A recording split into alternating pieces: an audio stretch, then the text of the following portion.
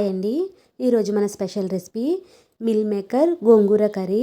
Taste సూపర్గా వచ్చిందండి. ఎలా చేయాలో ఒకసారి చూద్దాం.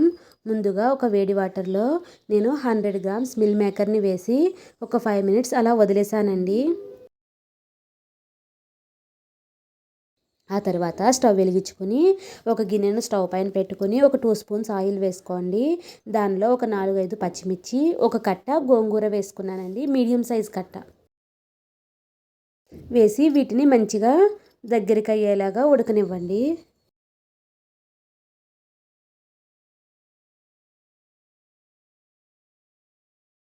ఇది చల్లారేలోపు మనం మిల్ మేకర్ ప్రిపేర్ చేసుకుందామండి.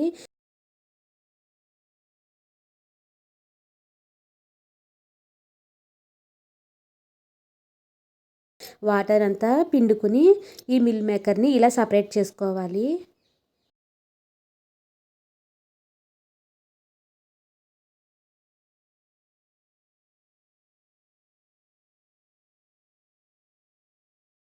ఆ తర్వాత మరొక గిన్నెను స్టవ్ పైన పెట్టుకొని ఒక 4-5 స్పూన్స్ ఆయిల్ వేసుకోండి. ఆయిల్ తక్కువే వేయండి. తర్వాత ముందుగా మనం ప్రిపేర్ చేసుకున్న మిల్ మేకర్ని వేసి ఇవి కలర్ చేంజ్ అయ్యే వరకు ఫ్రై చేయండి.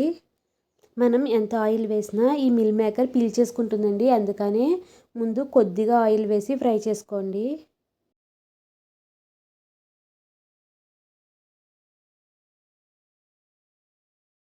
ఇప్పుడు వీటిని మరొక ప్లేట్లోకి సపరేట్గా తీసుకోండి.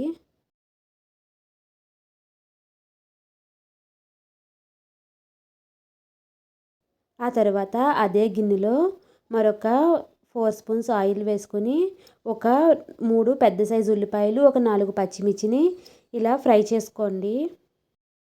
ఉల్లిపాయలు మంచిగా ఫ్రై అయిన తర్వాత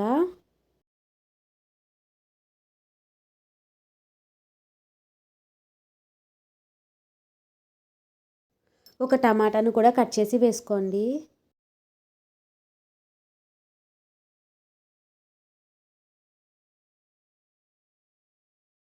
ఆ తర్వాత 2 స్పూన్స్ సాల్ట్ వేసుకున్నాను. 1 స్పూన్ పసుపు,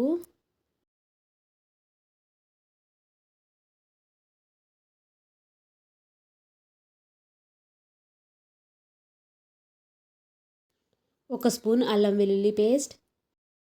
పచ్చివాసన పోయే వరకు ఫ్రై చేయండి. తర్వాత ఒక 2 రెమ్మల కరివేపాకు. ఇప్పుడు ఇవి మంచిగా మగ్గిపోయిన తర్వాత మనం ముందుగా ఫ్రై చేసుకున్న మిల్ మేకర్ని కూడా వేసి మళ్ళీ ఫ్రై చేయండి.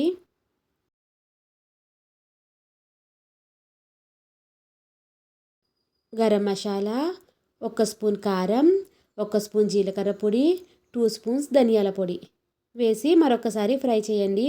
ఒక 10 నిమిషాలు మూత పెట్టి వదిలేస్తే ఈ మసాలాలన్నీ మిల్ మేకర్ పీల్చుకుంటుందండి.